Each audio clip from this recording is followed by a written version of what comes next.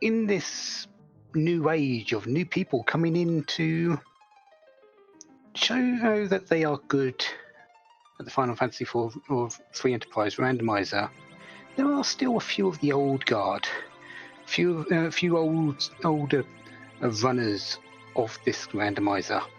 And today, we're going to be showing a couple of them off. Fleury14 versus Nightdew in the first Swiss round of the Lali-Ho League. I'm Podrek. Behind the scenes, we've got Aliceal and Plumeria Knight, who are doing the restreaming and tracking respectively. And my commentator today is the great Professor Invenerable. How are you today? I'm great, Podrek. How are you doing tonight?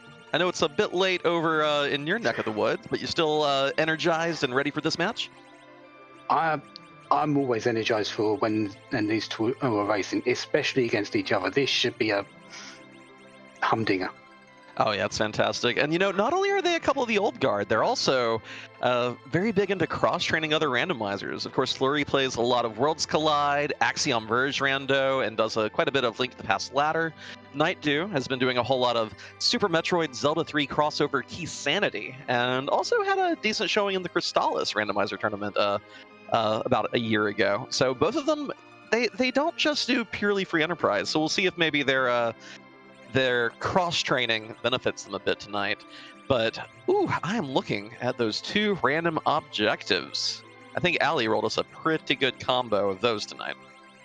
Yeah, whenever you see defeat Ogopogo as one of the objectives, you think, at least as a viewer, where can he possibly be, which is just going to be the absolute worst? Yeah, for me, for my money, I do not want to see an early overworld Ogopogo. I want this to be in one of the nastier spots to really test our runner's mettle. Although, if we are opening with an Eddy, maybe some of those early spots are adequately testing. Of course, Neki, we can always hope to get a Dancing Dagger start. That would make this Eddy very viable early game. But right out the gate, I'm sure that these two runners are not terribly impressed with what they're seeing.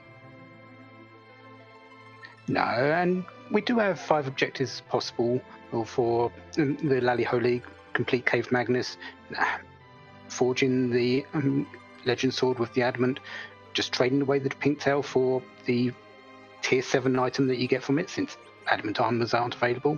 We've got defeat Ogopogo and defeat the Dark Elf in its dragon form, which is the boss. So you have to defeat it fully.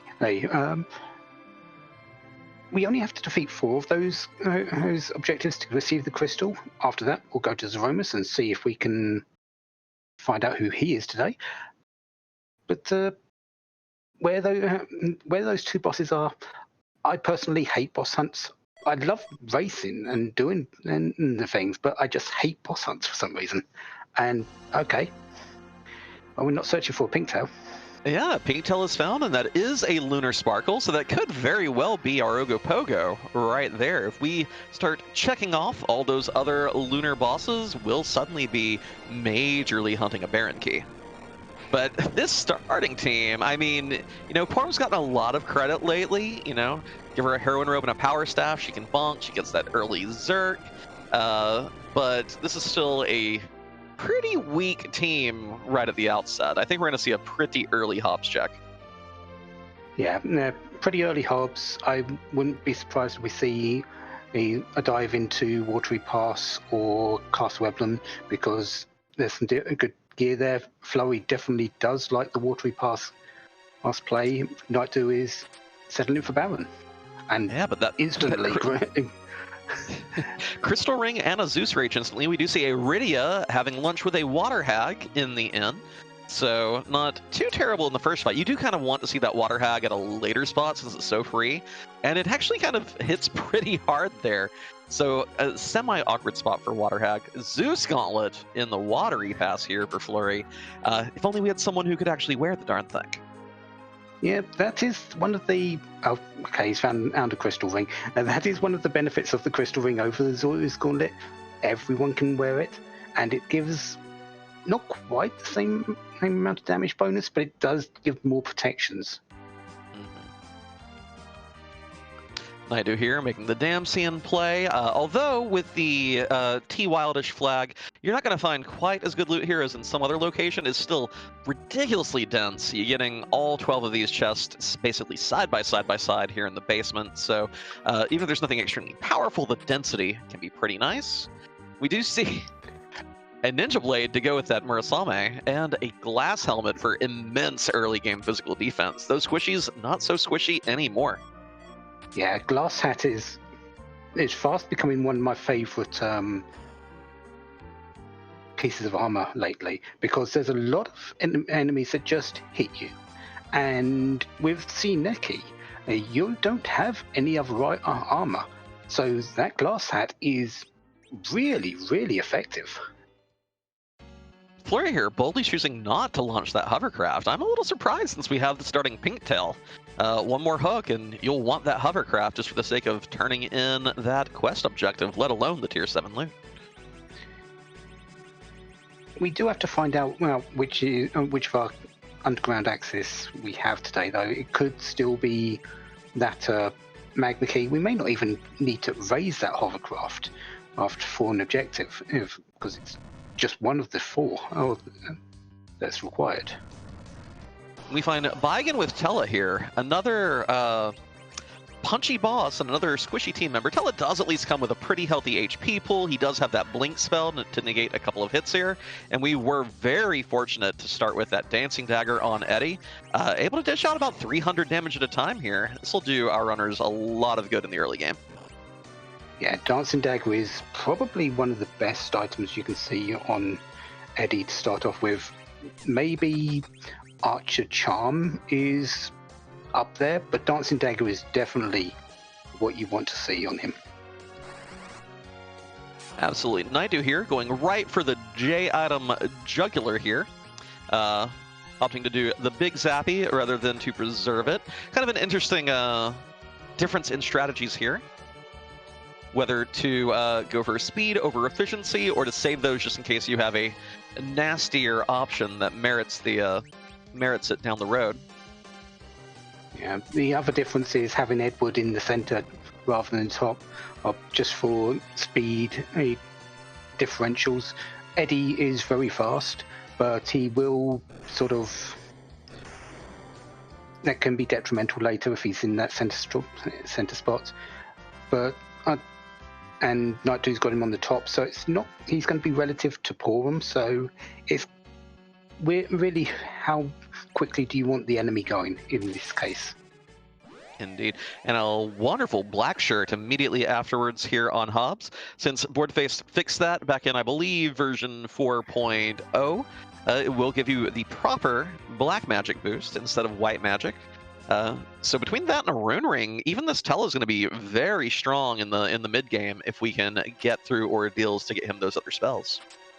Yeah, his his tier 3 spells, although he doesn't come with a whole lot of magic power, magic points, it's still very good damage, especially if he's got something like a change rod or a Lilith rod, which should be fairly easy to find in these settings. And Fleury seems to have family here. Hi, Terra Horizon.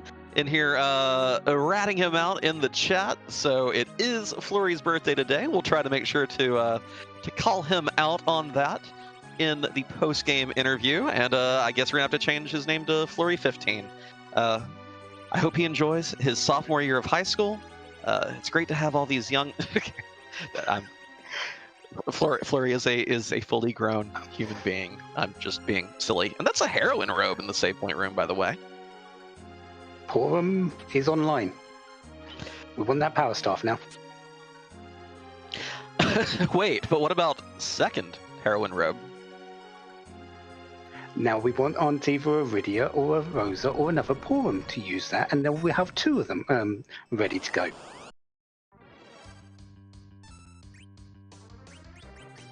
Is this Mylon or Mylon and Friends? It is just Mylon Z, just the one of them.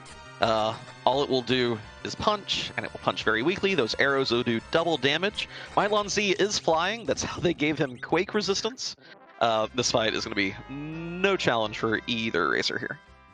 especially with that heroin robe on Porum, just upping the damage of those arrows even more. And hey, remember that And hovercraft? yeah, looks like we found our underground access, or at least one of the possible ways. It doesn't mean that the magma key is out of the picture, but it's looking likely.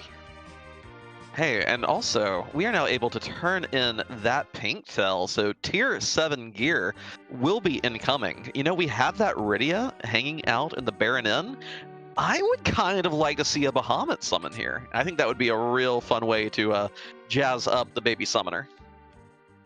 Yeah, Bahamut's a white shirt wouldn't be a bad pickup either. We've got that Porum that can make very good use of it. Even Teller can. And if you want to make him a pure healer, some of the heavier gear, we don't really have anyone that can use it right now, but it still could come in useful later. Absolutely. So, Nightdew going to be giving us our first peek at it. Fleury opting instead to go for the character check and to peek that hook route. We get a Dragoon Lance. Kane's my personal favorite weapon of Kane. It may not have the highest average damage output, but when you are fighting dragons, you love to have that quadruple damage boost. And sirens are 90% likely to be for sale somewhere on a seed, and that just accelerates your grind time so nicely. Of course, we do need to have a Kane in the seed, but since we do have a distinct 10, it's not guaranteed that he's going to be around. Oh, absolutely. But if we don't find him, you know, you still get to sell it for a truckload of cash and just buy the other tools that you need.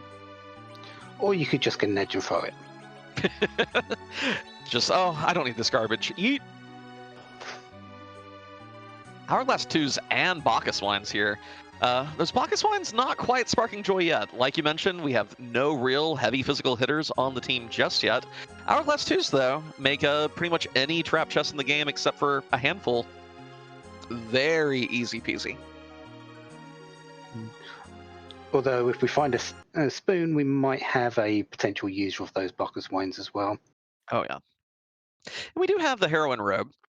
Find a mighty bow to pair with it, and Porum will be dishing out tons of damage as well. We do have a question in chat. Pepita asks, will sirens be harder to get on brackets? The answer is yes. Very much yes. But not quite as bad as you might think. In the recent and Highway to the Zima Zone 3, they were pretty much impossible to find. However, in the bracket Flatlags later, we still have the shops on standard, so they will be still available. However, we're changing things up so money will be a lot more limited, so you won't be able to buy them as freely. And we do have a mop here to make our life a little easier. That's a CPU at the Ruby spot, not the most threatening of bosses. But with this Fu, we may see some extra little out-of-the-way boss fights and checks here. Of course, Fu powers up 100 HP and 3 more spells every boss you take down. And getting him an early Quake or Nuke will trivialize a whole lot of this seed. Yeah. Right now, he's only got an extra 6 spells, but that will change very quickly once you start clearing the overworld, which is likely going to happen next rather than going through any more of the underground thing. As you don't really want to go in with this particular team right now. Now, even with that CPU there, because we don't know what that boss in the spot just beforehand, which can sometimes be even more dangerous. Nightdew doing a little zigging and zagging. Fleury opting to do just a tiny little extra bit of looting here. Both of them have been teasing me in our peanut gallery sessions while watching other races about their intents tonight to just keep looting, just to try and make my head explode. And, you know, if so, more power to them. But, of course, once you get that Fu on the team, there's very few threats that you have to worry about in the long term. Yeah, and a lot of the things that they've been picking up have been fairly good items. So really, I don't see a whole lot more looting really too required. Right, we've got the Fu, who's going to make good use of the black robe, rune rings that you picked up at the very start, heroine robe for Porum, and likely a few bigger key item rewards down the line where we get items instead. We've got Dragoon Spear. We've got the Excalibur coming in with the Forge if that happens. So we've still got a fairly good amount of gear already. Leviathan in the second slot here. We do not have Lightning 2 yet on Fu, but the good news for the team here is that this spot doesn't have that drastic of magic offense, and Leviathan does not punch at all.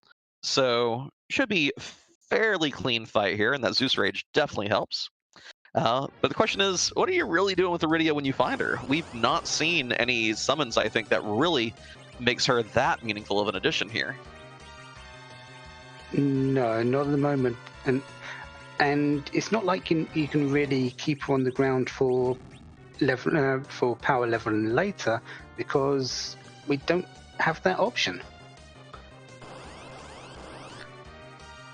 That's true. Meanwhile, with the Lali-Ho League, Slingshot XP is off the table. If you want to grind Iridia to nuke, you have to earn every single bit of that experience. Fleury has found the alternative gauntlet. Is this even randomized? Yeah. We'll say yes. Well, they don't walk back into the castle, so it definitely can't be vanilla. The package check here is curious. We do know that there are 2 boss hunts in play, both the Ogopogo and the Dark Elf, and so that always gives you a little temptation. Do I make the Galaxy Brain play to beat the package boss? And I think for Nightdew it may... There's another consideration too, even aside from the character. It's the fact that that's a ridiculously free boss, and we have this Fu that we're still looking to power up. I think that the sum of the benefits here might make for a pretty reasonable package check, even this early in a seed. Yeah, I think it's early enough that you can warrant going through the entire thing, especially if it's a really good character like a Kane at this moment in time. You definitely want that extra attack power with that Dragoon Lance going on. A Cecil is a good option for later. Sid can still do a bit of work since it's so early. Probably the only ones I wouldn't take right now is maybe a Yarn. Yeah. And that's about it. And we do find a Luca key behind that alt gauntlet at Gauntlet. And Nightdew has found objective number 5, Dark Elf hanging out in the D miss spot.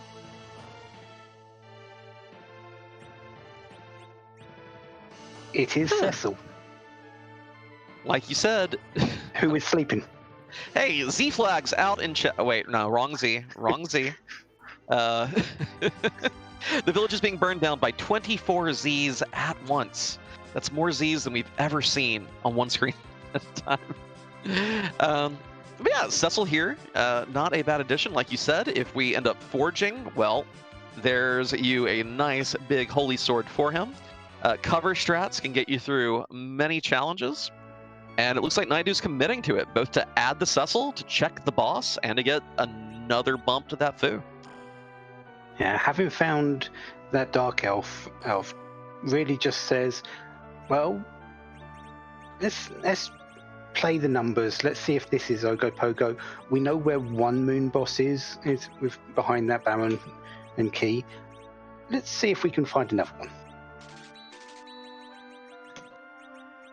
Still do have to go up ordeals to actually change this Cecil into a paladin, but if you've got a black sword, which we have seen, but I'm not sure if anyone's bought or kept one, and for him, he still could do a little bit of work on the way up that mountain. Yeah, and this is a team that screams ordeals. Between converting Dark Knight into Paladin, we also get all of Tella's utility online, and Fu will gain another 9 spells and 300 HP. I have never wanted to go to ordeals so badly as I do right now.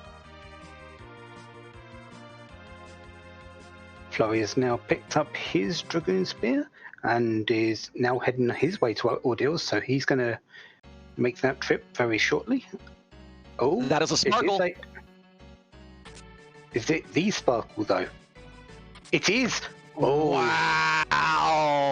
Wow! So I know is amazing. you said you don't like boss hunts, but what if we just give them to you side by side right at the start of the game? Are you okay with them then?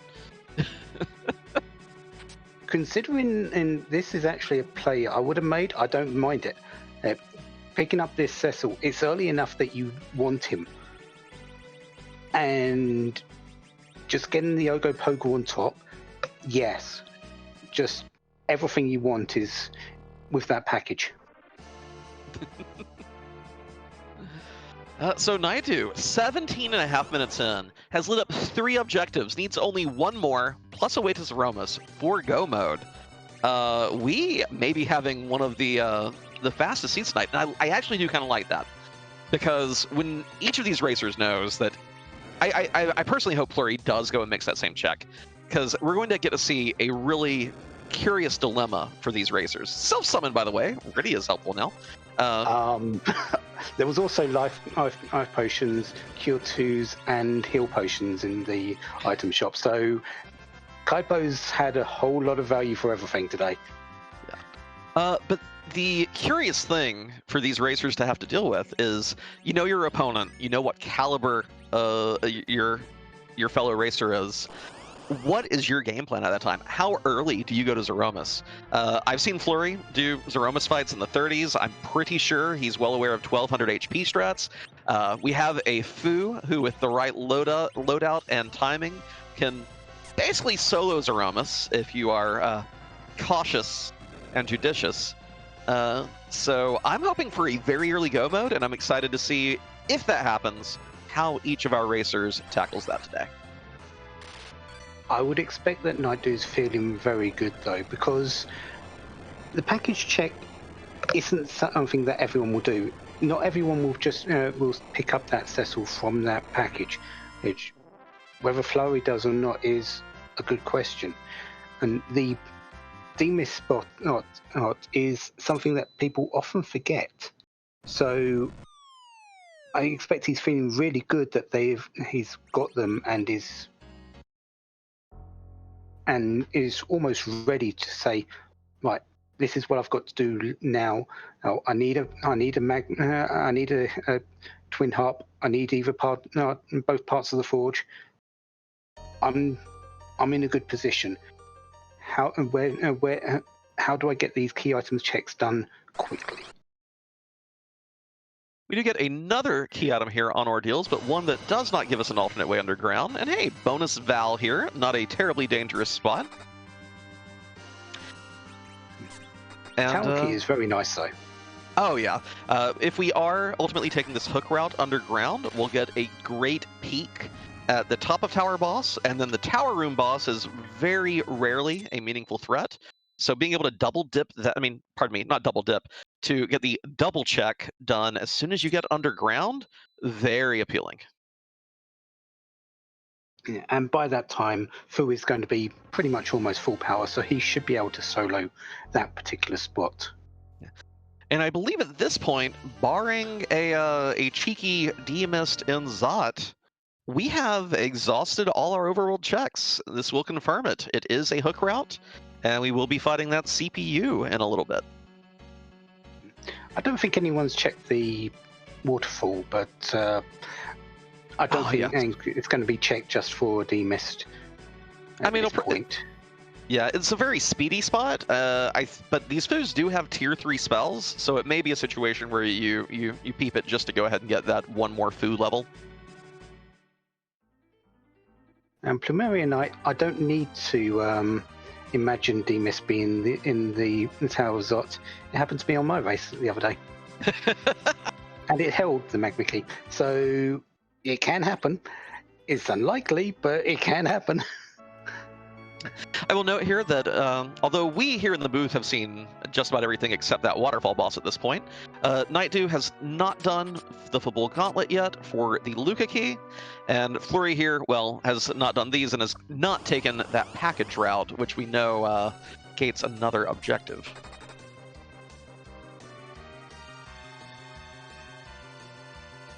So, is Nightdew going to make the play just to avoid for ball though? Will he just reset out of the football gauntlet, saying, "I'll come back and do this later once I've got everything else required," such as the pan, so he can just do it all in one?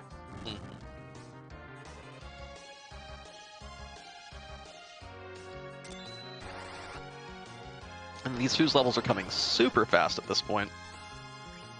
I did spy a Meteor, a Spotted Virus, but I don't think we've seen Nuke or Quake yet. The two, you know, the big money magics that you're looking for. There is always the possibility that they do go to the waterfall and still just do that fight just for the extra spells on Fu. It's not a bad choice, especially if you don't have that Nuke at this point. Although Nuke is more likely to be one of the final spells anyway. Mm-hmm.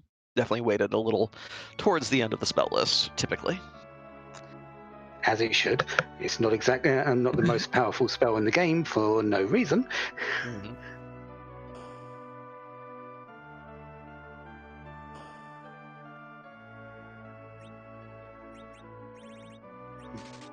Let's see. Nightdew, we'll see if he pursues that bull or checks that waterfall. I'm surprised that neither runner actually peeked the waterfall, because both of them did unlock the hovercraft, so we were right next to it at the time. Of course, now we've set ourselves up to have an additional landing and takeoff, but here we go. This is good news for Fleury. Fleury is going ahead and peeking. We'll find that Dark Elf here. And you know his finger's hovering over that reset key and is not going to press it. Yeah. But I wonder if this will give him the sufficient temptation to continue on to Kaipo here. It's likely. He's going to look at that package, since he's right there in the area, and see at least who the character is. He's going to see Cecil and he's probably going to say yes. Doesn't mean it's definitely going to happen, but it's likely going to happen. And with that, Fleury equalizes on objective 5, and it appears to be walking towards that village. Do we see a reset, or is there a committal? Ooh. Saying no to Cecil. Oops has never been. Saying no to Ogopogo. Not that he knows that, but no.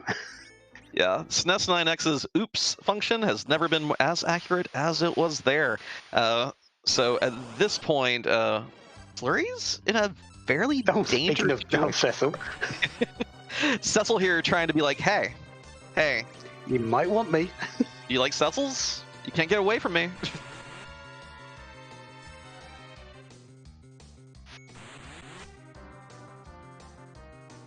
Well, that is, of course, extremely dangerous for Fleury. Going to really need to find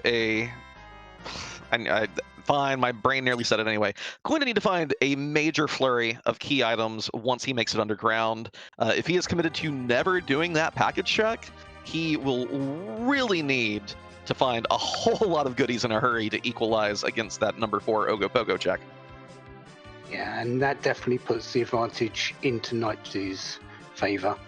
Not a whole lot, because we might still find those key items very quickly, but definitely advantage Nightdew right now. Yeah.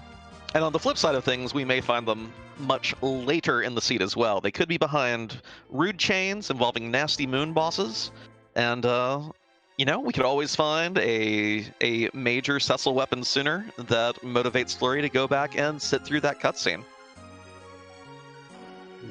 One thing that has been pretty much set, though, Fleury has, just through his actions, stated that Rydia is going to be his agility anchor.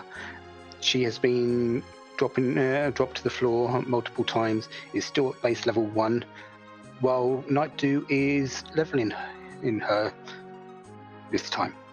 Most likely because he's found that self-summon. He's got a fair bit of good caster gear for her.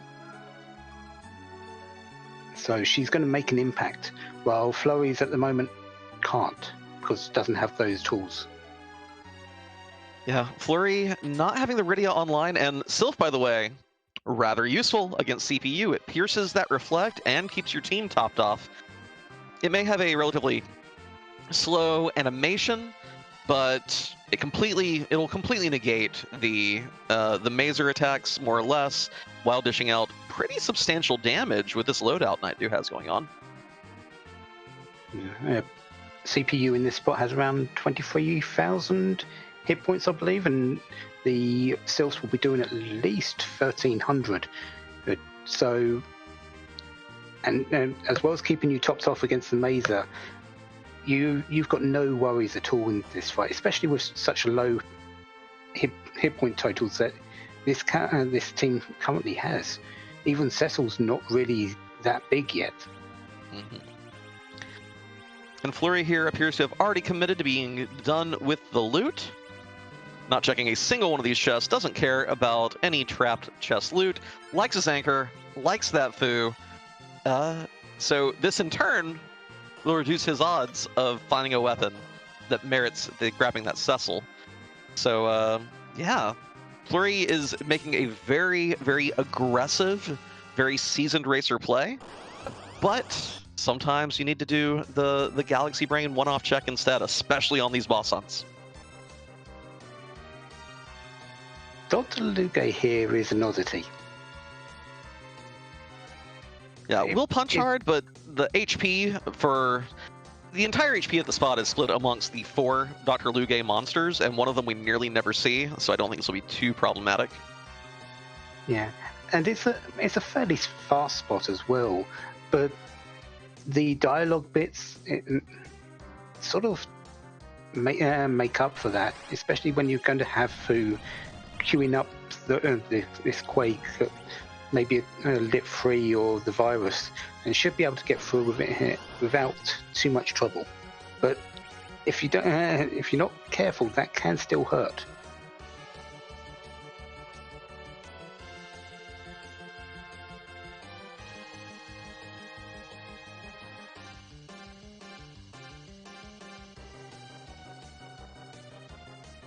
Nightdew is actively just looting everything just to spite you, while Flurry said, nah, can't be bothered to appease him today. That's you, Invenable. So. Well, there we go. Fleury through the first fight. Very nice that we get a full heal here. You don't have to worry about dealing with that irksome poison walk for very long at all. The interesting Fleury, bit about this... He's doing that on purpose. The interesting bit about this particular fight coming up, though, is Fleury doesn't really have a good way of getting through this fight. Yeah, there's no one here who does meaningful damage to the back orb. I could see maybe doing Reflect and bouncing nukes off and hoping, but Nightdew may be able to pretty quickly equalize here. I'm excited to see what Fleury strats are. I hope he pulls out something that makes this go super fast. If not, I like Nightdew's team a lot better for the CPU fight. Yeah, Sylph and Cecil, between the two of those, should be fine in the fight. Fleury, I know your bag of tricks is very deep. What are you going to throw out this time? Float? Landed on the Defender, which is not the dream.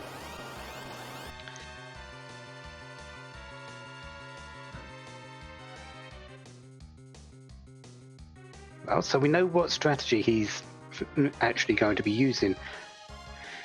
The only question is, how long does it take him to actually hit it?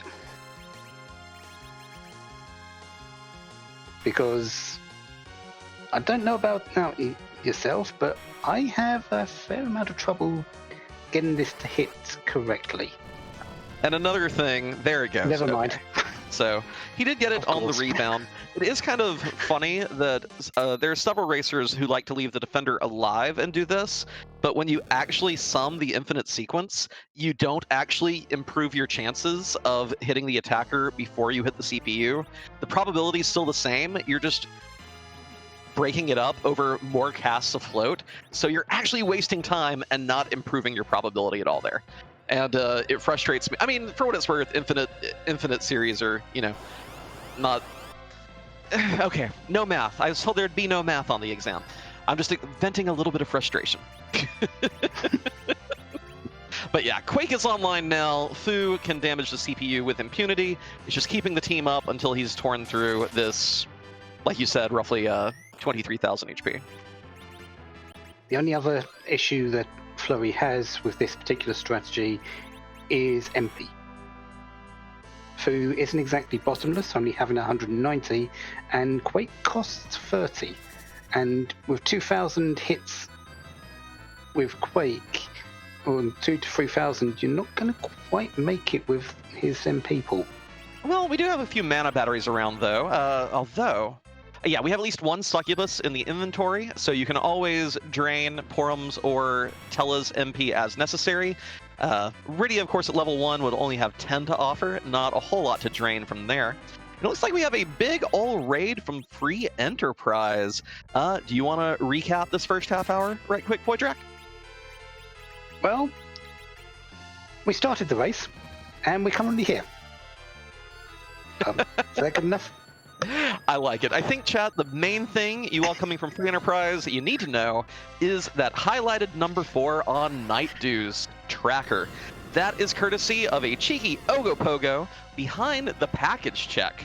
So Nightdew made the Galaxy Brain play, wanting that Cecil on the team, also got the Ogopogo as a bonus, and is ahead in objectives, and I do like the Cecil on the team too, but we are getting orbed. This might be giving the advantage back to Fleury, at least in the immediate sense. Reflecting in those viruses and lit freeze, though. So, yes, this is going to be a little bit slower than previously expected with just Sylph, but have we seen actually a weapon for Cecil that actually is better than a mute knife? Yes, Nightdew was rocking an Ogre Axe after having back row glitched with a Dwarf Axe, so pretty decent weaponry, nothing really to scoff at. Says the person who is at the top of the list of Team Ogre Axe. I like shields, okay? Shields are severely undervalued, I think. The extra evade multiplier they give you, sometimes the stats and the racial and elemental resistances they give you. Yes. It's not that I'm an Ogre Axe fan, it's that I'm a shield fan. Okay. I completely agree, actually. Shields give you a lot of things. I personally overlook them way too much. So, yeah, they are a lot better than they give you credit for. The Aegis Shield is brilliant and good magic defense protection against mages, which is something you really need on your heavy hitters sometimes.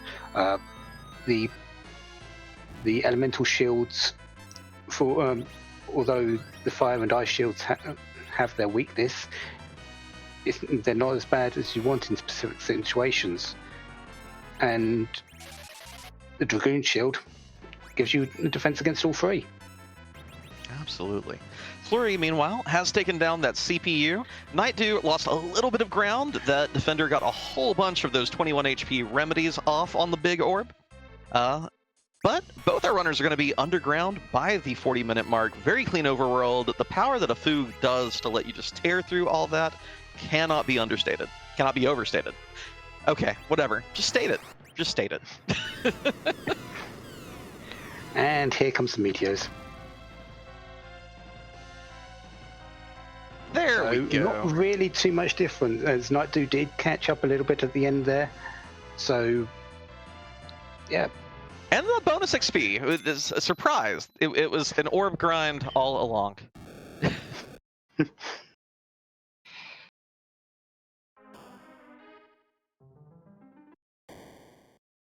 So The difference here we from the go. drop is 20 seconds. Wow. Neck and neck, but again, Nightdew has that big blue number 4 lit up. Fleury needs to find something either to motivate him to go make that check, or needs to find... Again, it's hard to come back from that minor of a check throwing you under the wheels of the bus like that. And to be honest, right now, the only thing I can see that will get Fleury to go back and do that check is a Crystal Sword. I don't think an Excalibur will cut it. Only a Crystal Sword will do it. There is still one thing I think I think an Excal might still do it if we don't see another physical character. Fleury has no physical damage output, and although Fu does a ton of work, there are some bosses where we will want someone who can just punch things really hard.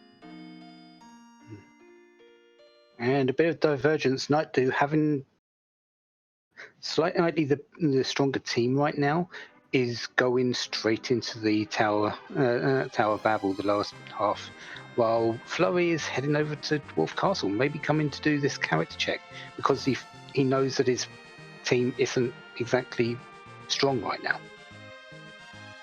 And I apologize, I did not spot it. Did either racer peek the top of lower Babel boss on the way down? It was a bomb.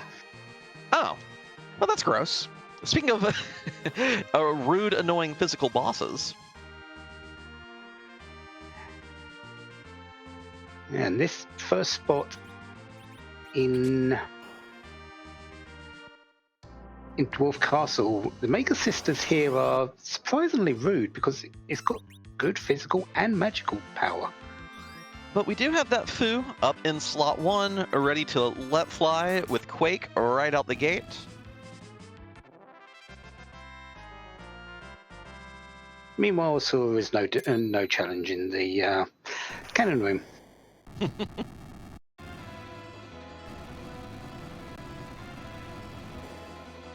Now, is Nightdew intending to do the Penguinator special, only doing the tower key, or is he going to continue on up and take down that Mom Bomb as well? I'd be very surprised if he doesn't do both.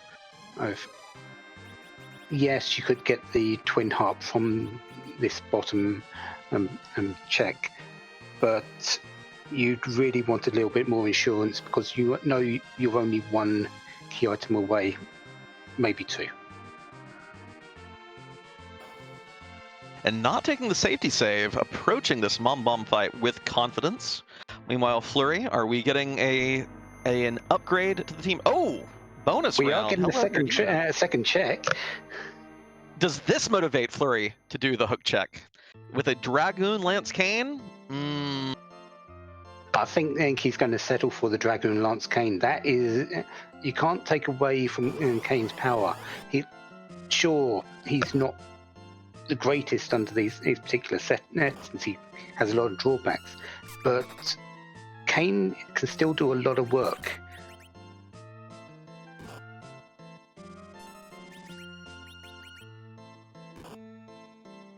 So, King Giot, of course, the sponsor of the LaliHo League, giving Fleury adequate rewards for visiting here. But if these merely distract him from the true prize, hiding out in Mist Village, well, still advantage. That's a true prize right there. The Ghost Hand. That's true. Spooky Hand is best hand.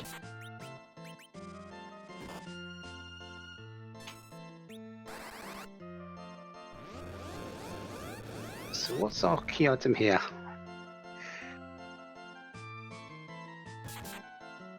Oh, that's a check. Yeah. Pretty easy check as well. Yeah, definitely do not hate that.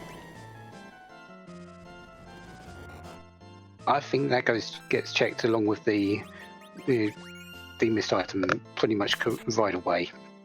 Oh, absolutely. Before you do anything else underground.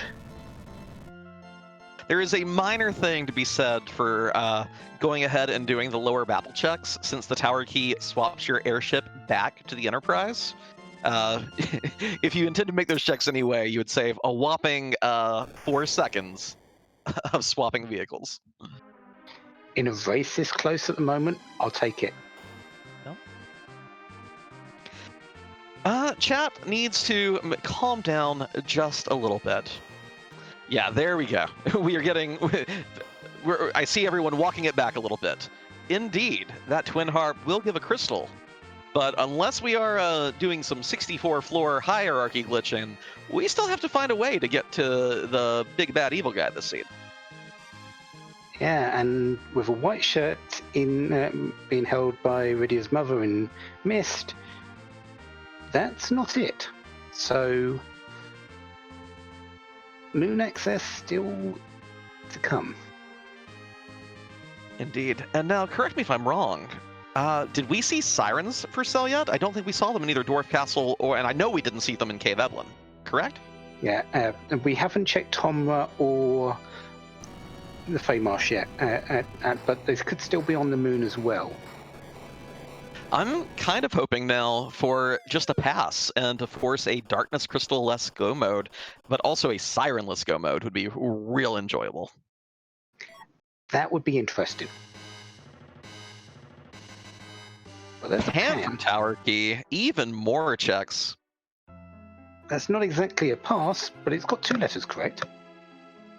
And that'll be 3 more checks for Nightdew. The Yang, and then both Sheila 1 and Sheila 2. The Rat Tail turn-in only giving a silver apple. It's looking like Dwarf Castle with the red 4 herring. checks X for him to get this moon access. That's because he's going to go and do the Twin Harp while he's up there checking in Sheila. So 4 checks, 4 chances at a Darkness Crystal or a pass.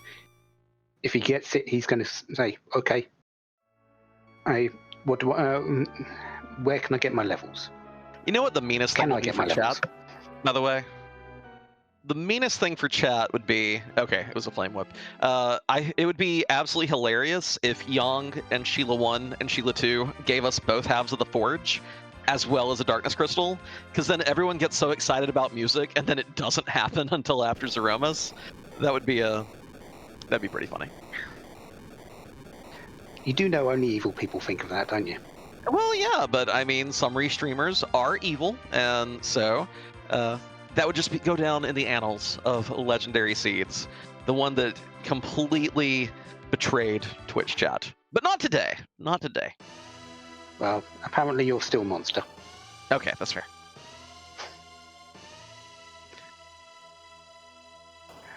But yeah, Plumeria Knight is right.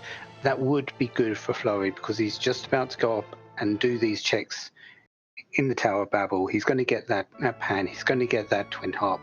If that did come to pass, what you said, this race closes straight right up again. Earth Crystal, Sheila 1, Artemis Bow, Sheila 2. That's It's still in the same sphere of checks, though. You're still in the same general area, so seeing that Earth Crystal isn't too bad on your radar because you don't have to go far. Has either racer gone to the Feymarch yet? No. Now imagine you're one of these racers, right? And you go to Twin Harp, and you go right up Zot, and then later you find Darkness Crystal in Feymarch. Oh, the pain. It hurts me to think about it. You know what's really funny? In this particular tournament, Feymarch has been sort of not seen a lot of traffic early on. You've been going. There's been a lot of, unless it's a magma seed. If it's a hook seed, you're more likely to go and do that check in Dwarf Castle, or if you've got the Tower Key, to go and do that check in the Tower of Babel, because you're wanting your key items and you're wanting your characters and you're wanting the bosses. Feymarch, yes, gives 2 bosses and potential 3 key items, but they're difficult to come by if you don't have levels. In some cases. So it's not been what I feel as a higher priority play lately.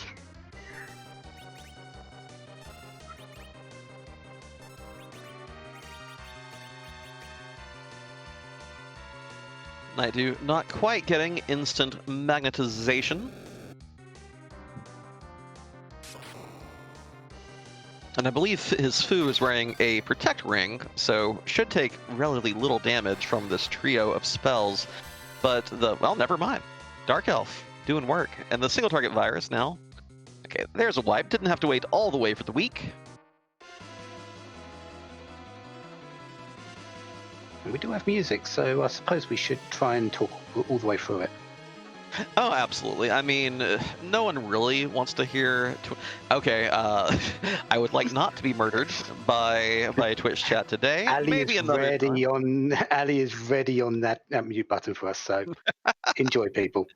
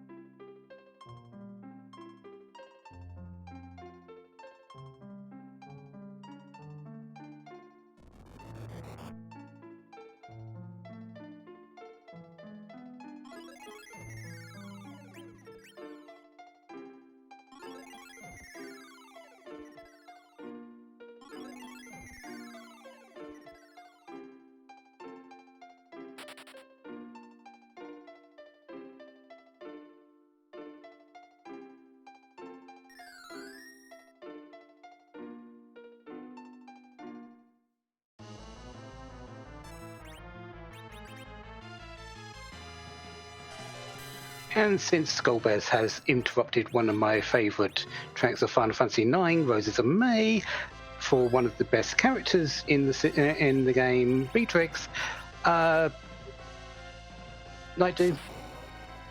do something to him. But do it quickly.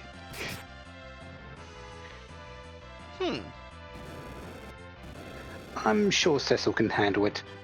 Starvale, Barker's Wine, fine. Problem solved. Did Flurry just not go to the Young altogether? Fleury is following the train of thought that says check your objectives first. This Cave Magnus, of course, could just have Ogopogo and a Darkness Crystal for Fleury's sake, and that would put him in go mode. So I can actually appreciate doing that right now. I don't hate the order at all. Yeah. It's a long shot, but yeah, sometimes long shots do play off.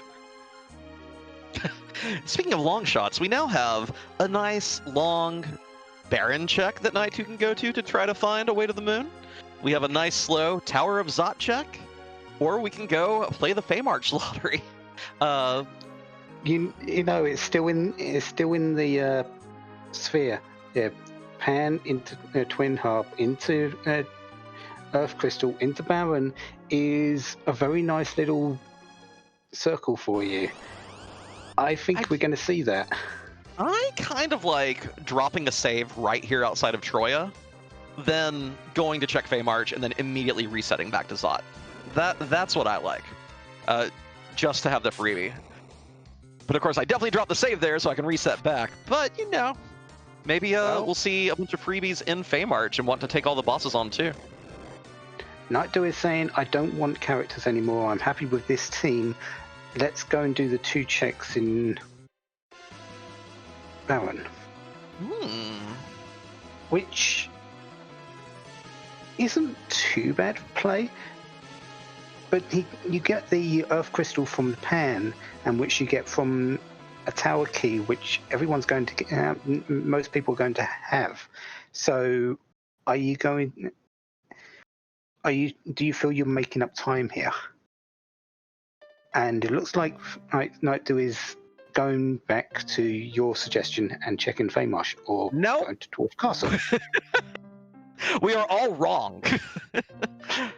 Well, this is great news for Fleury, of course. If Nightdew takes these fights, we know that both the D-Mist reward and the King Geot reward are basically bupkis. An apple and a white shirt's not bad, but still, it does not get you to the moon. Oh, just apparently making siren checks. Not even here to fight fights. Who even knows what goes on in the mind of Nightdew?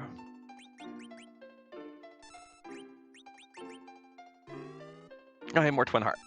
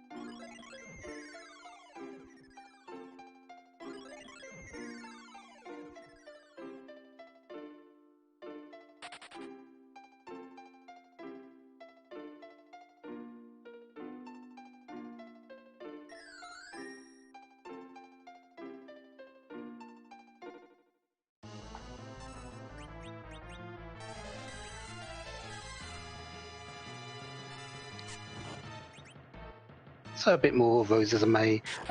Nightdew has found sirens. They were in Tomra all along. It was a sand ruby in the Rat Tail chest in Feymarsh, which is an edge. Nightdew, stop opening chests. Stop it. Stop it. He's like, I found the Ogopogo package. I can open whatever I want. That's Mylon Classic, isn't it? Because we've already seen Mylon Z. Yeah, that will be Mylon and Friends. The Lunar Sparkle at this point, there's quite a few options there, none of which really spark joy. Yeah, we've seen D-Lunars and we've seen in Ogopogo. We know there's one in Baron, but that one there could be Peldin, which is terrible. Plague, which is okay. And Wyvern, which is... Yeah, because does Nightdew have a cursed ring? I don't think his team has the anchoring setup that Fleury's does, courtesy of keeping that really on the ground.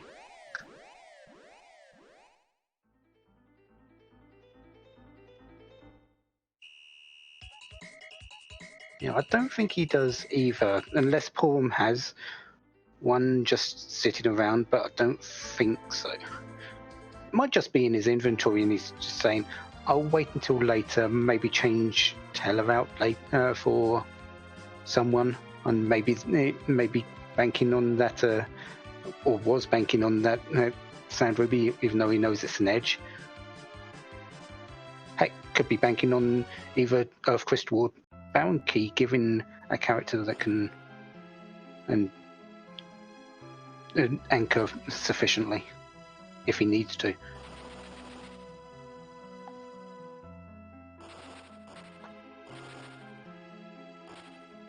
Fleury now making these checks as well. The Sheila reward will get him an Earth Crystal and put him at 10 key items, double XP going forward. Nightdew taking a wipe here, yielding a little bit of time back to Fleury. And he's just saying no. Yeah. That particular spot, even though Mylon isn't a hard fight, that spot does have surprisingly good magic. And with so little defensive gear that you have because of Sineki, that you have to find everything, it's very difficult to really say, I'm defended against Lit 1. Yeah. When have you ever said, I'm not defended against Lit 1?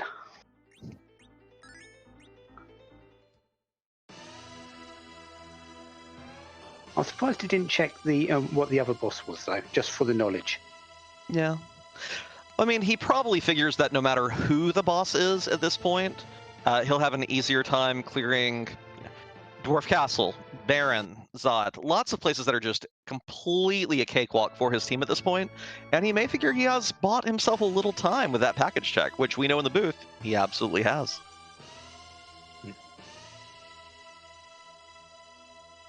And although that Cecil hasn't got a great deal of attack power, it's still been a lot better than what Fleury has had for a little bit before, or he picked up that Cane.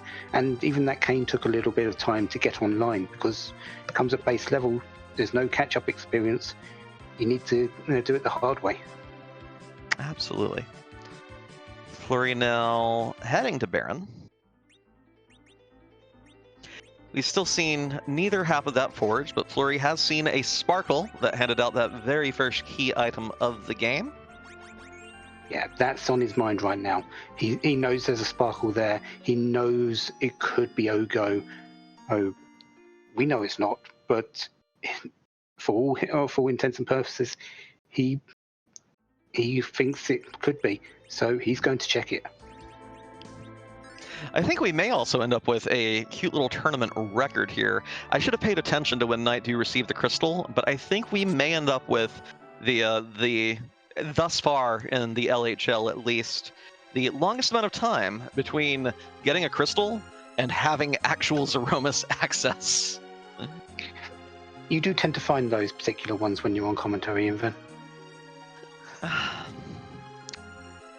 Look, I it's not my fault, I swear.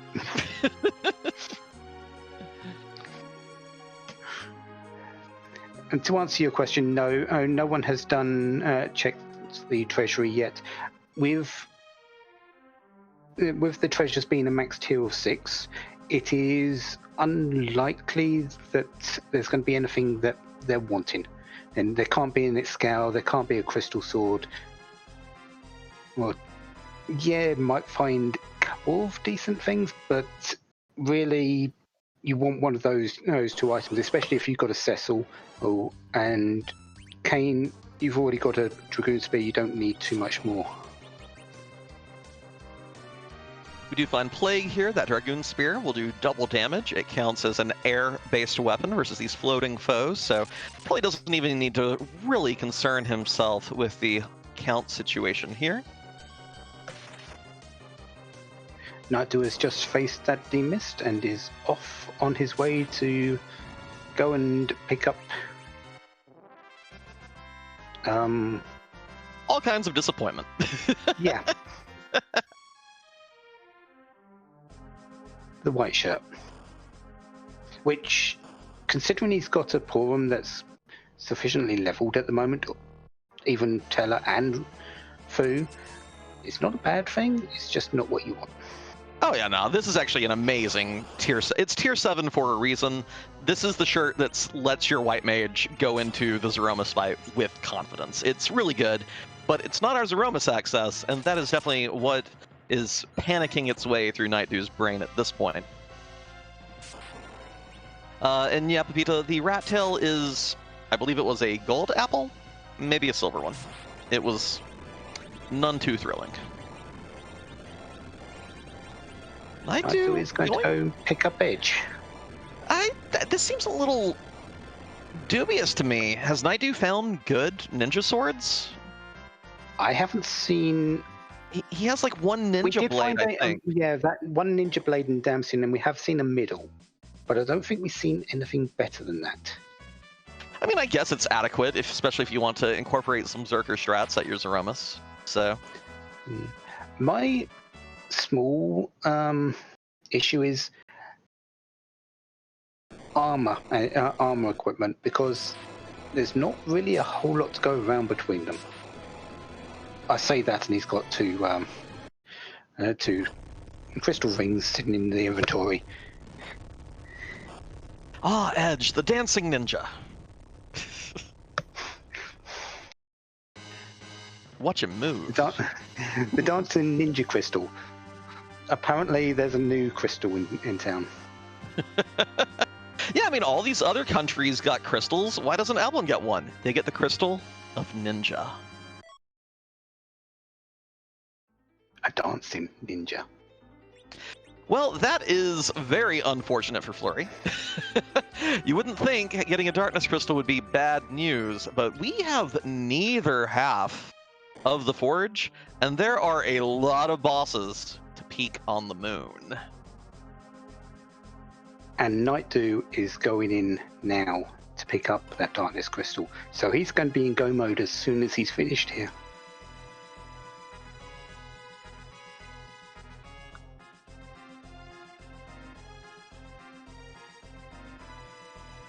So I know that there are mixed opinions on boss hunts, but how else do you get a seed this utterly cruel without adding them into the mix? You just don't do it. You can't. Yeah, it's one of the. I'm as much as I say I hate boss hunts, I don't hate them for what they are. Boss hunts are part and parcel with a lot of things. D-Mist is the original boss hunt. What I hate about it is actually on my side. I hate my luck finding bosses. Oh, okay. That is completely fair. I'm likely. No, I would likely at this time be in the same court as Fleury. Not with Ogopogo, but likely with the Dark Imp, which was in the Mist Cave, because I never go there until really late. So I would be having that sort of luck on my side. So yeah, boss hunts are a brilliant thing. They're a great addition, and they give the randomization a lot of character. It's just my luck is awful with them.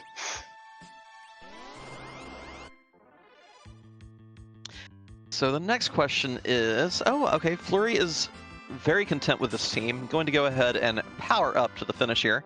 We're going to see the power of that Dragoon Lance, being able to instantly kill an egg right out the gate, each siren. Even faster than I would say using coffins would be here, just because of the slow animation on the whoop, whoop, whoop, whoop. So, you know, if you think that this is where that Dragoon Spear shines. Not as much damage on average as the defense sword, but it accelerates so many fights in the game to a degree the sword does not. Yeah, it's odd that he's not going to the moon for gold dragons, because that does give a lot of experience, and the Dragoon Spear carves through them just as much as it does the eggs here. But eggs is definitely a very good viability, especially with Tenki items as Fleury has.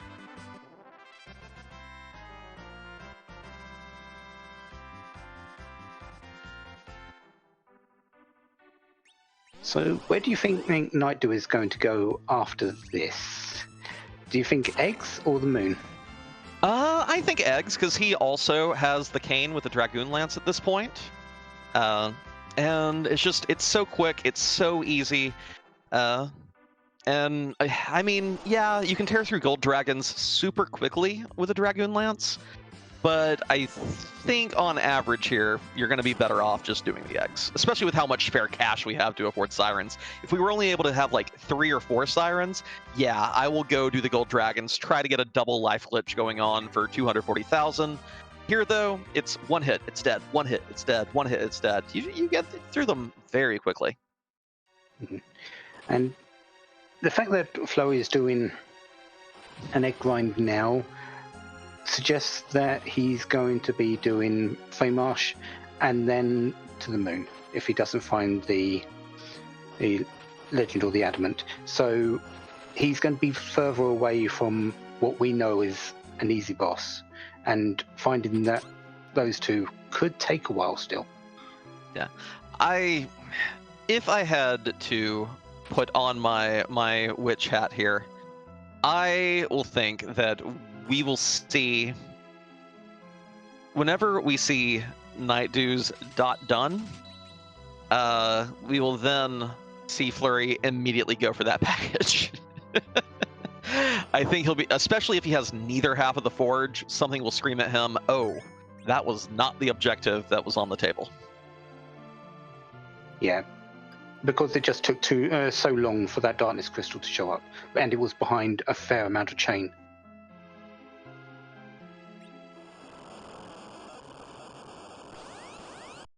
And here we go, finally going to peek who this Sparkle is. We have Peldim.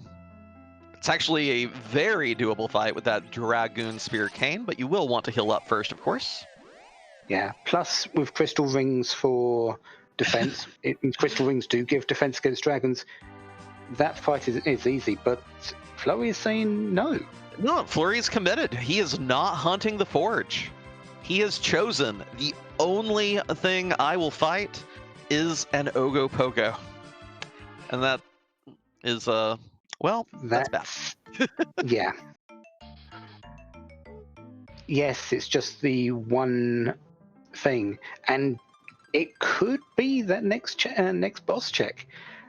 We know it's not. Mm-hmm.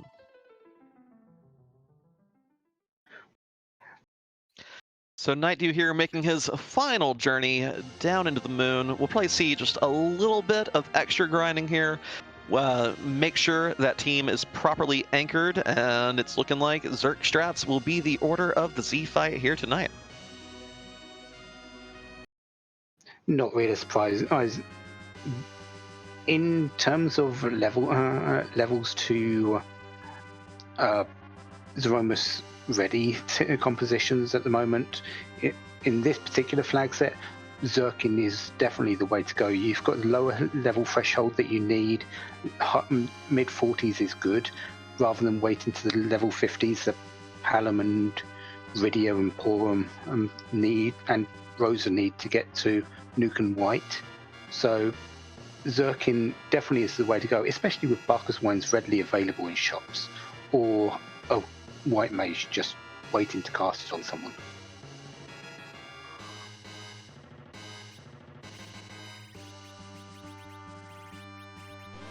Fleury here checking Cave Bahamut first. Unsurprising, of course, you do get to see which boss this is, or at least its overworld sprite before fighting it. Correct me if I'm wrong, we've not seen Wyvern yet as well, so there is still a Spark. Oh, or D-Lunars, right? Or did we see D-Lunars? Yeah, D-Lunars was the first enemy on Mount Ordeals. We haven't seen Wyvern yet, and Wyvern on the moon is Blarg, you're dead mostly. Except even in he's got a cursed ring, so it's not so bad, but it's still Blarg, you're dead in most cases. Nightdew here getting the life glitches off on the gold dragons. This will be 180,000 XP a fight. Not That's Sparkle. a terrible space for Odin. It's not what he wants to see, yeah, because he's looking for sparkles. But Odin there is painful. Just on his punches. The Odin attack, not so much, but the punches, yeah. Yeah, one of the highest physical attack spots in the game right there.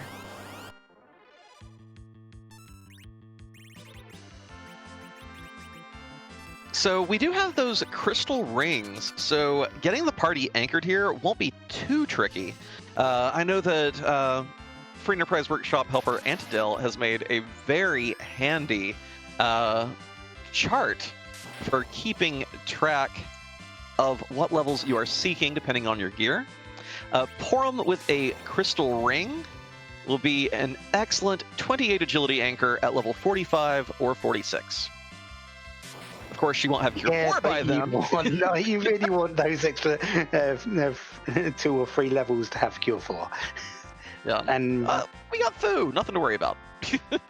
Very true, we do have Fu, and if you got that curse ring, Fu isn't exactly a bad anchor with that. 5 agility, he can still heal for a fair amount out, even especially with the white robe and the rune rings that we get. So those Cure 4s, although going to be nerfed a little bit because of the curse ring, isn't too bad.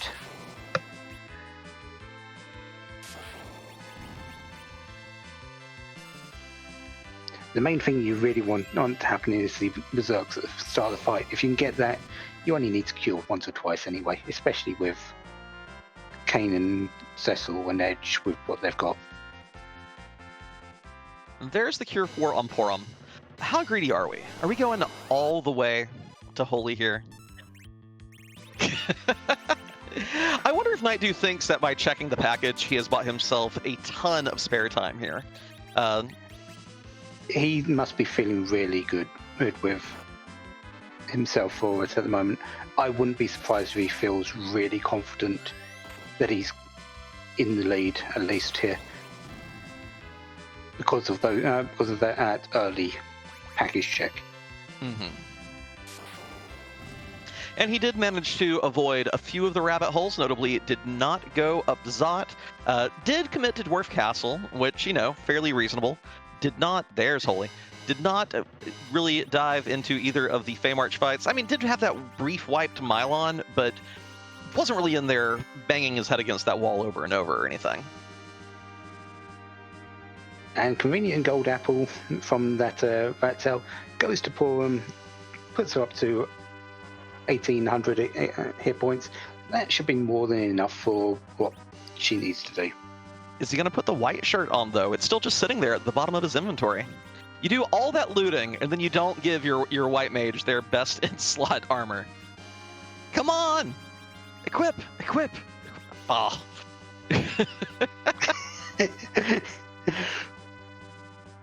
Putting Fu in the... Oh, I do not like that anchoring, but... Yeah, I much prefer Porum being in the center here. Yeah, because with the crystal ring, she makes a fantastic anchor right here. Yeah, 31 agility is a fairly good threshold, especially when your Zerkers are going to be quicker anyway. Oh yeah, and I mean, Nightdew has a... Fu isn't going to be bad, though. Very strong Fu. I think even with the 20 agility, this is fine. We've got a great tri-Zerker team going on. So yeah, I think Nightdew's in the clear here. Although, you have to be... This is the opening round, but this is a tournament full of sharks. All racers, keep in mind those minor optimizations, because here, yes, Nightdew is entering the Z fight, going to probably have a pretty good time at it, but there are other racers out there who will punish you. So be very cognizant of that, even if you do get lucky with your package check. Yeah, and we are going into the Zeroma's fight, and you know what that means? We're going to see who's behind that mask today. It's not going to be Zeromus, it's going to be someone completely different. So, who's behind that mask? Oh, yeah, it is masking that behind, isn't it? Yeah, there's a particular saying that keeps getting said, but I can never say it. So, can you do the honors, Ven? Ah, yes. Whose butt are we going to zerk through tonight? Over 500 now. I believe 525 is the magic number. It's so easy spray. It's so ridiculous how many there are. We hadn't even seen them all when there were there, and it's one of your favorites.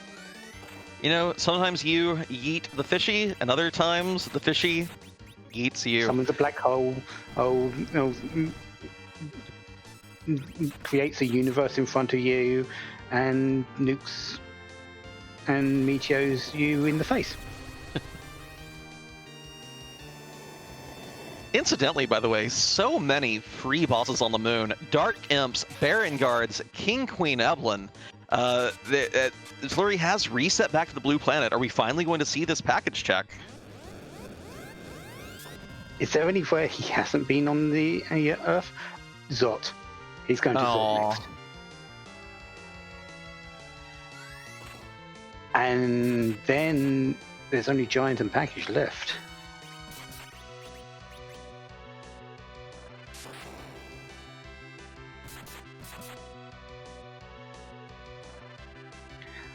Well, that extra 100 hit points on Porum didn't quite make it, but Fu's there. You know what he's doing. He's going to be curing everything while everyone just goes bonk bonk. Indeed. Although this team is still in dangerous territory. Oh yeah, here we go. We're going to see a second cure coming out just to top everyone off. Is it odd for me to say that this is probably the first time I've seen a Kayn be in the top DPS, because Cecil doesn't have a decent Holy Sword and Edge doesn't have a decent pair of weapons? I mean, we do have the Forge flag on that does reward that Excal, and you'd think, all things being equal, which they aren't, I know they're not all equal, but 80% of these, you'd think we're going to forge a Legend Sword with an Adamant and get an Excal. So yeah, it is kind of surprising not to see a good weapon for Cecil here, but Ogreax is doing work with the rest of the team, and we're dishing out enough damage, it seems. Just needs to keep alive. And he should have enough hit points to do so. It's really that later stages and Fu's MP troubles that you really need to worry about, especially casting Alive 2. It's not exactly a cheap spell. No, but this form's pretty fast, and she does have Cure 4s to distribute as well. One thing I'm wondering is how much Bacchus wine did Nightdew have? Because we've already had to Zerk up a couple times.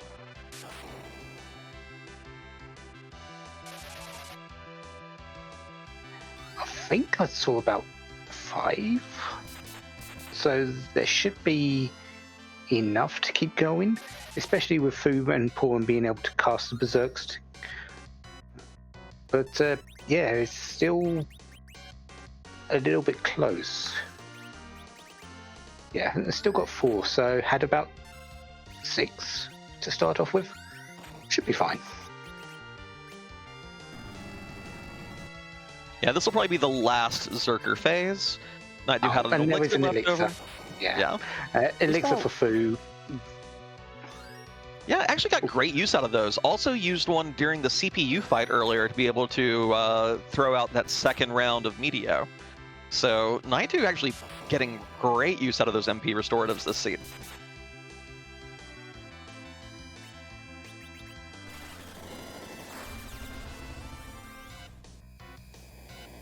Taking Edge, dropping Rosa, because levels have already happened.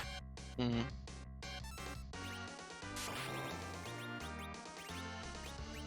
Is this going to be our Wyvern? No. So Wyvern is either on the Giant or not in the Seed. Did anyone ever peek? Oh my gosh. Did anyone ever peek the Waterfall boss? Yes. Okay. It was... Oh, Dark Knight Cecil, right? Yeah. Dark Knight Fleury, Cecil, yeah. Where he saw the Paladin Cecil reset and then ran into Dark Knight Cecil. Yeah, so the Seed was trying to tell him.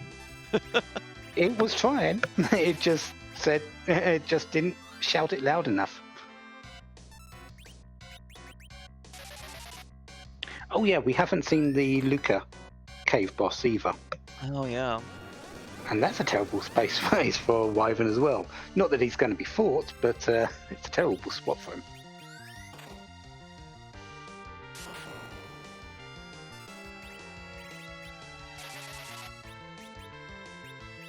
Still no piece of the forge though. Moonveil, nice item. Not what you're looking for. Luca Cave, check. Fleury at this point has to be thinking, if it's package, I've already lost. I have to go Luca Cave here. Yeah. It's... He just must be going, really? I'm checking all these spots. I can't find this one boss. And it's the place that he looked at, just walked away from. The second half of the Z fight still not chewed through yet. We see another shake. Are we going to see yet another Big Bang? No, there's rocks. There's rocks. I was thinking these HP totals were looking a little scary for a potential Big Bang in a Meteo. Luckily, Nightdew does not see the next Big Bang. Already in rocks phase. Should be just about done here. Direct casting a nuke, but that is enough. And Nightdew has won. with a time of 1 hour, 21 minutes, and 32 seconds. Very nicely done. Great play throughout. Do not let the Galaxy Brain play be the defining part of this seed. Nightdew did a great job of getting through boss after boss with, some weird agility situations, and never really seemingly broke a sweat. So very well played. We'll see if we can get him in here for an interview shortly. Yeah, it was solid play throughout the seed. Got lucky a little bit, but solid boss fights, solid going through it. Well played throughout the entire thing, and I do believe we have now been joined by Nightdew. Good evening. Congratulations. How surprised are you that you've won your first race of the LaliHo League? I mean, not like terribly surprised. I mean, like wanted to draw. I mean, Fleury's a shark. I mean, match could have gone either way. I mean, you always got to give yourself a chance. I'm just asking that because you're usually the comeback person. This is true. And loses a couple of games, then comes back at the end and says, I'm taking this by storm. So you winning the first one actually surprises me a little bit, but just for that. Nightdew, what was going through your head fairly early on when you found that Ogopogo? Did you think that this is something that your opponent is very not likely to check, and thus you felt like you were comfortably in the driver's seat, or did it actually lead you to a little more panic when you cleared music and had your crystal, but no way to Zeromus? What was your mental state around that time? Given the party that we had, there was definitely a non-zero chance that Fleury did indeed go through with that entire package. I believe our underground hook team was Tella, Edward, Rydia, Borum, and Fu.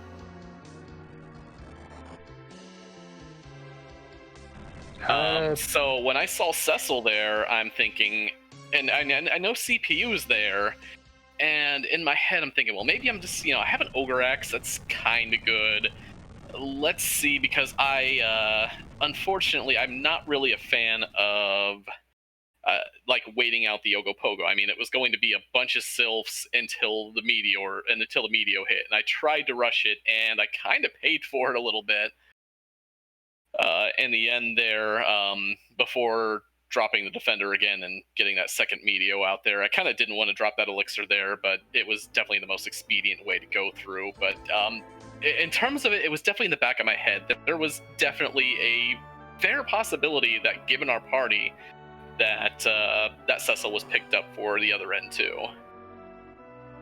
Yeah, and strangely enough, it wasn't. You was the only one that picked up that Cecil, took advantage of it, and using that elixir there. People say they're saving in items for later points, but really they should be used when necessary, and that was the best time to use it. And you got through that slightly quicker than Fleury, maybe because you used that Meteo, and it worked out for you. I'm definitely a little bit more the fan, especially the seed gave us an absolute treasure trove of Zeus Rages, Big Bombs, all the J attack items you could ask for on that seed, honestly.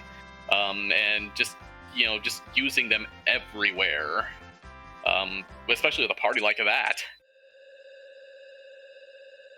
Yeah, it wasn't exactly the most powerful parties to start off with. Even with Cecil just rocking an Ogre Axis doesn't give you cause to go, I'm set for anything. So yeah,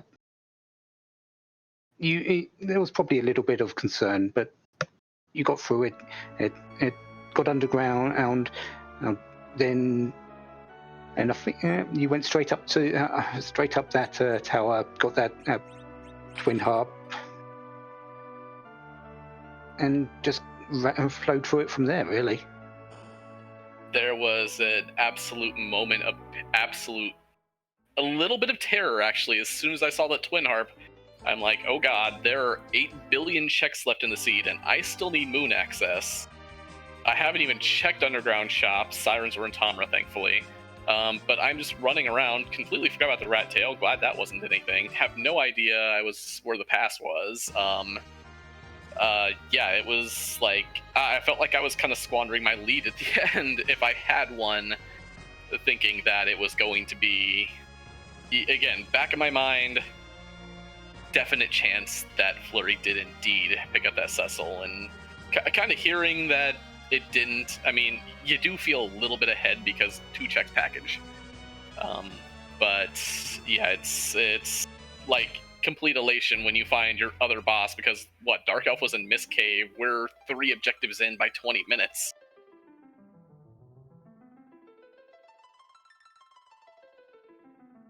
So, as far as your upcoming races, what are you hoping to see? What are you hoping to experience a little differently from this one? The boss hunts definitely paid off for you this time. The team seemed pretty great as well. Are you hoping for, like, do you feel that you excel with the kind of rude hook seed you had there? Are you hoping to have, magma keys with a whole lot of, physical attackers, more mages, more Rydias? How did this match compare to how you've been preparing for the lead up to this tournament? Most of my practice has been just kind of a 50-50 split. I've had almost as many Reflect games as I have Berserker games. I almost feel like some of the Reflect games are faster. That was just, I mean, we had a crystal at before 50 minutes, and I was actually going into that thinking, okay, I've got Fuporum Rydia.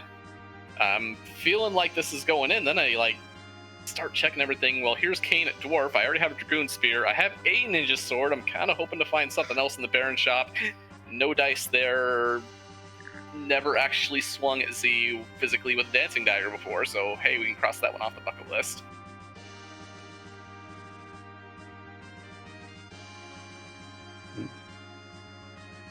Well, GG's again. Poydrak, did you have another question? Nope, I'm questioned out. All I can say is congratulations on going 1-0, and you've got a whole lot of dangerous and terrifying opponents still in the pool, so good luck. Absolutely. But I'm just happy to jump into the Shark Tank, looking at the other Shark Tank, and they're all Shark Tanks, so... Well, GG's again, Nightdew. Enjoy your victory, and good luck next week in the 1-0 pool. Very well done. Thank you very much. Meanwhile, Fleury? I thought we were about to see a Zeromus fight, but someone's being a little greedy here, or does he want more levels? Well, looking at him having a almost base level Edge, a pawn that is not yet level 48, and a Kane that's only on 2,300 experience, I'd say levels are in order. Fleury can do the Zeromus fight at level 35. He's just being greedy.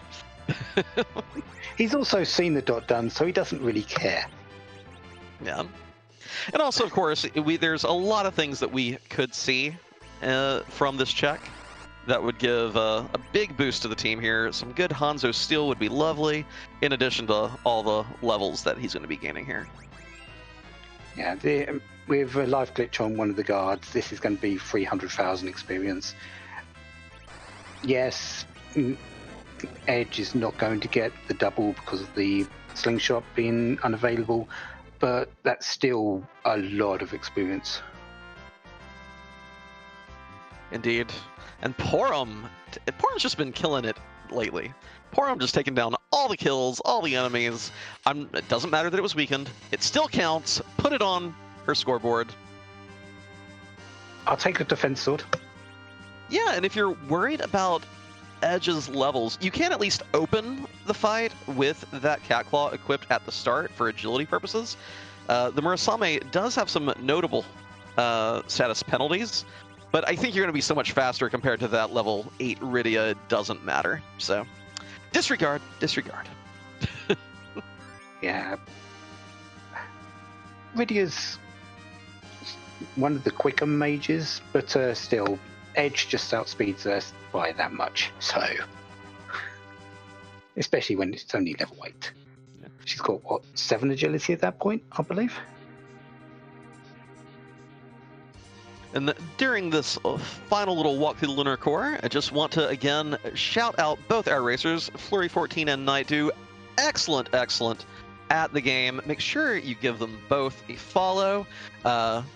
Both just exceptional ways to watch, to pick up ideas, to get better at your own play, or just to enjoy the game. And shout out to our background team here behind the scenes, making sure everything goes smoothly. Alicel and Plumerian Knight, our restreamer and tracker, respectively. Much thanks to the two of them. And feel free to give myself and the professor a follow as well. I'm just a casual sort of person, but Invenerable is currently doing a series. So if you really want to learn about free enterprise in general, he's going through free enterprise 101 at the moment, and teaching everyone about each individual boss and their quirks. Likely going into a lot more about mechanics of the games later. So keep an eye on him. You can learn a lot from him. Don't make me blush before his Aromas fight. Gosh. You, Invenerable. I hate to say it, but he's right behind you. Anyway, here we go. Fleury with the fully anchored setup. That low agility Rydia going to get first turn to throw the crystal. We're going to see Zerks going off with that Murasame Ninja Blade Edge. Kane with did he swap over the defense sword, or did he just leave the spear on? I think he's still got the Dragoon Spear on. I think he only equipped Edge, but Edge is really the one you want to equip because he had a Dancing Dagger only. But the Dragoon Spear is serviceable enough in this fight. I don't think there's really too much difference between the two of them. Yeah. Gonna be throwing slow out here to nerf the first Big Bang. Ooh, let's see who the counter nuke lands on. Obviously, the best person would be Rydia. Porum. Does she live? Hey! I think that Porum's wearing a white shirt. I wouldn't be surprised. White shirt giving 15 in will. That's a lot of magic defense. On top of Porum's already ridiculous will growth and magic defense from that. Patiently awaiting the Big Bang here is flipping over to do the healing with Porum. Definitely conserving that Fu MP, just in case Porum does take a wipe at some point in this fight. I'm not sure if Fleury has the MP restoratives. Yeah, scrolling down there, doesn't seem to have the same MP restoratives that Nightdew did. So gonna have to be a little more judicious with his Fu's spellcasting. Does have that life staff though, and that's an additional 15 will. So Porum, that 1663 hit points on Porum is very misleading. I feel, in her case at least. I really feel that that's because of her magic defense at the moment. That's more like 2,200. Oh, absolutely. It's actually Edge here that I'd be a little more concerned about. Ironically, I would love a ninja shirt here just because it actually gives ridiculous magic evade and defense. It would be probably the best tool for making sure he survives. But alternately, Fleury here is showing that if you buffer your Q correctly, you can always nerf the Big Bang. That nuke, I'm certain, I believe in Fleury, came out at the right time. This next Big Bang will do no more than 1,200 damage max. Might have been a little bit early, but I also completely trust Fleury in his timings. Oh, that is a good point. The Edge did take another swing there. Oh, it may have. We could just flipped him over completely, and yeah, that did it. Phase 2. For phase yeah, we're 3, getting all these free hits in without seeing a shake or a Big Bang. That's a surefire sign of a refill. Yeah. The reason why I'm saying it might be a little bit off is because. Yeah, I think you're supposed to wait for the second swing, right? Yeah, because of Nuke's, because of Fu's position. If he was on the top and any of the middle, top, or bottom slots and going before or Kane and Edge, it'll be okay. But I'm just not too certain about this particular position. No, I'm fairly certain you're right, because we just saw another swing from Edge and Kane. I think we would want to see the nuke now to nerf it, so I think we are getting a full-powered one here. Yeah, better hold that turn. I don't think Porum's surviving this one. Yeah. Yeah. The good news is that Cure 4 should full heal the team since there's only 2 of them standing at this point. Yeah, and I think we're going to be into Meteor phase very closely. After this, he might get up edge here and just try again. But Bacchus Wine, Kane, Fu on heal duty. The end of this fight shouldn't be too far off. Having that 2900 HP on Kane is such a safety valve here. The fact that it is literally impossible for a Big Bang to do more than 2700 damage unless you... Well, okay. There's one way. Edge did a very good job there. He got up, took a nuke, fell down. Better than the other 2 getting hit with it. I like it. Yeah, I think that's the best case scenario in that point. At that point, really. This time doing double life here, just to again have that extra source of Cure 4, especially on a white shirt life staff Porum. And the other good news is that if he casts a spell now, we will have the next Big Bang nerfed, if Fu does one. Or you can just chill, whatever. I think he's fine. I think he's just saving his MP for healing now, focusing more on that rather than really hoping for a nerf. Since that first one finished, he might not be as certain about the timing as he usually is. So he's just saying, I'll just heal through this now, especially with Meteor. Oh yeah, rocks now. Even if Kane dodges none of these, he should be able to survive 3 hits before the 4th one takes him down. And dishing out 2,000 damage himself, nothing to worry about. Yeah, just showing he's up with a Cure 2. Kane will be hidden 3 times before anything else, but fight's over. Cheekmus goes down to Kane's Dragoon Spear. GG, Fleury. A match that definitely... Don't let these times deceive you. Fleury did get a little bit hosed by bad luck here. Very impressively played start to finish, but sometimes you check your boss hunt in the wrong spots, looking for crystals in all the wrong places. So still an excellent performance. We'll see if we can get Fleury in for an interview in a moment. And everyone in chat, can I see some happy birthday Flurries in the chat right quick? Yeah, we really should. We do believe to have been joined by Fleury14. Happy birthday. Thank you. All we got for you was a rudely located boss hunt. I know you wanted a PlayStation 5, but this is all we could get for you. I'm sorry. It's all we could afford. Sorry. I mean, it's appropriate that my last tournament ended on the package being a defining moment, and it's good to see we're continuing right where we left off. It's like poetry. It rhymes. But otherwise, I thought it was run pretty well. You know, it was...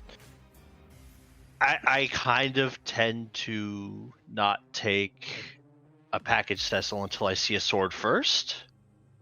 And it was one of those things, like, right, where you're like, well, I have 1 boss left. I have every boss open. 10 spots, key item spots left to check, or 1 boss. What's the way to go here? And you know, I guessed wrong. Yeah, but you played it completely right.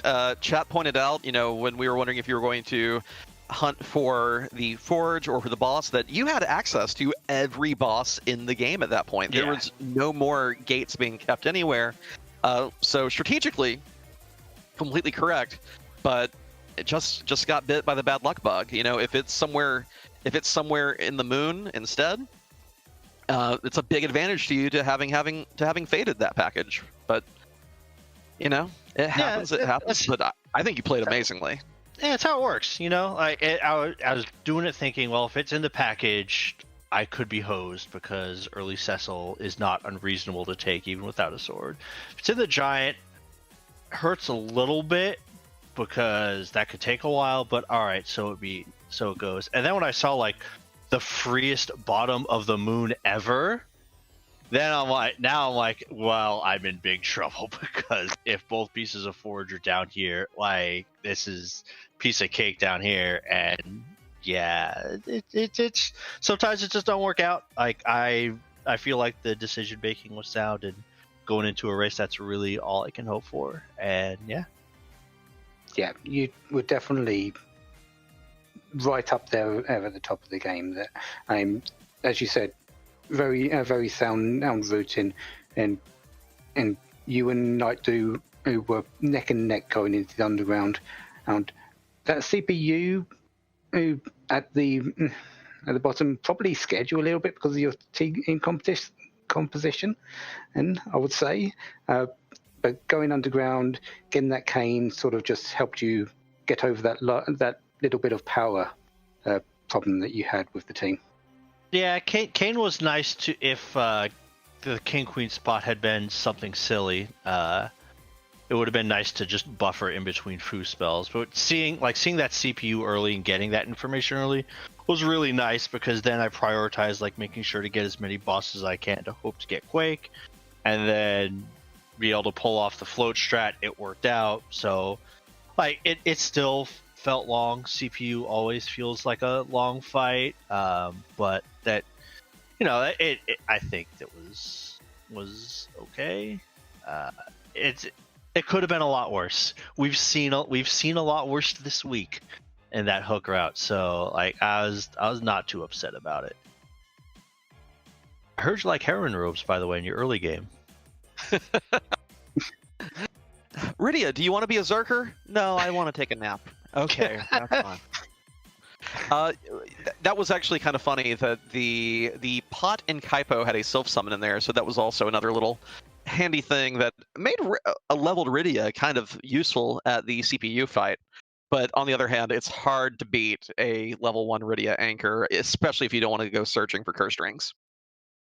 Yeah, and that was the plan. Like after I had done like the first couple shops that are nearby and in the area, and it didn't have a curse ring, I'm like, all right, I can't get lazy about my anchor situation. That's bit me in the butt before.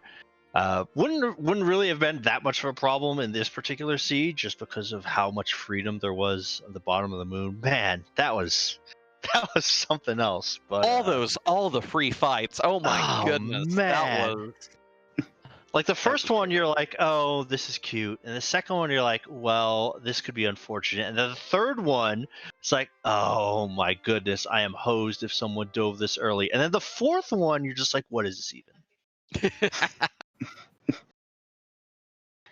Well, this was a seed that happened.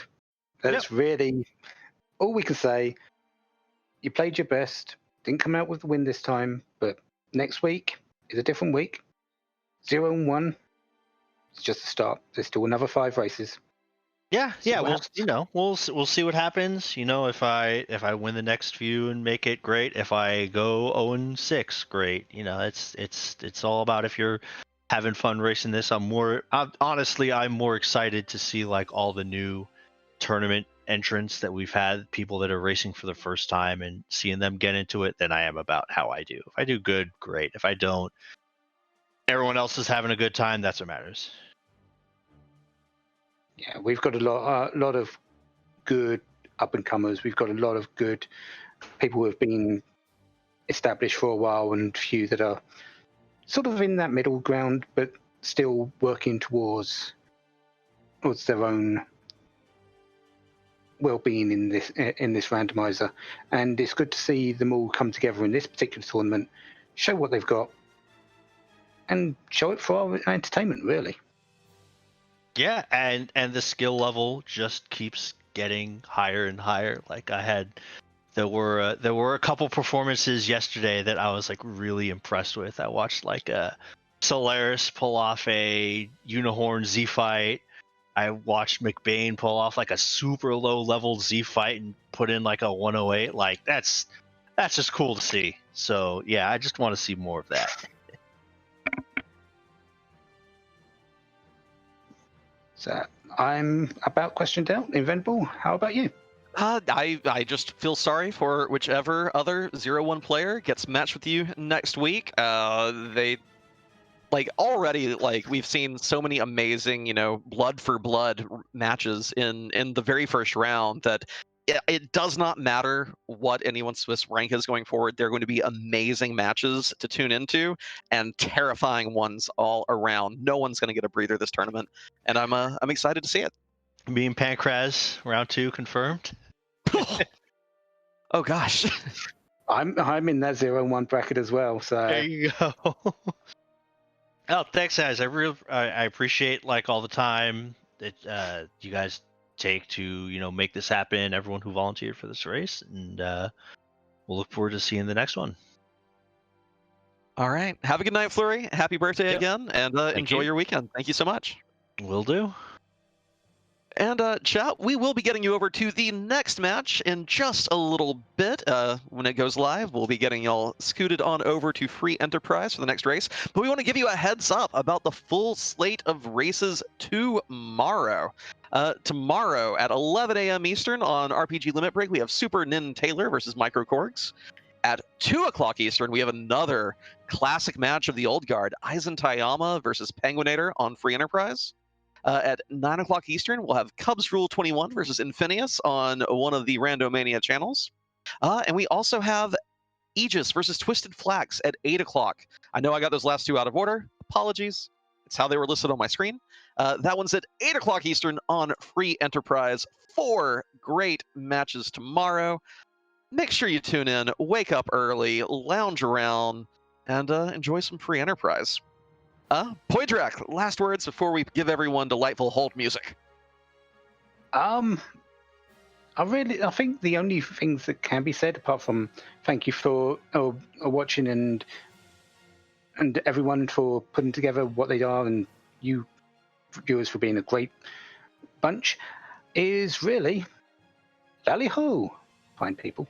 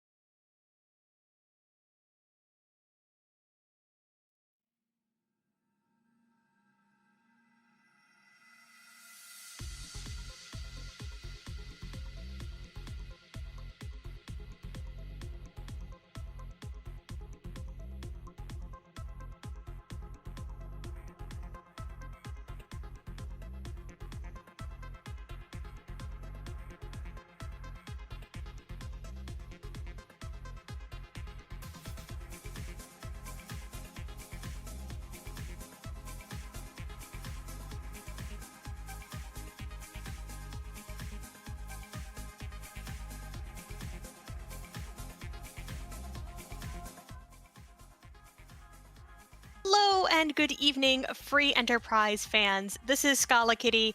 I'm letting you all know that unfortunately we had to cancel the next match we were playing to restream, which was Slippery and Endoto. They're going to be taking care of some stuff. They're going to be rescheduling. Thank you all so much, though, for sticking around. We really do appreciate it. What we're going to do is we're going to go ahead, take all of this good energy. We're going to go raid Commander Leonhardt, who is doing a pickup race right now. Like Inven said, we have a whole bunch of races that'll be happening tomorrow across our different partner channels, and I really hope to see you all out there tomorrow. So for right now, I hope you all have yourselves a good evening, and let's go bring some wonderful Free Enterprise community warmth and hype to Commander Leonhardt. Thank you all so much.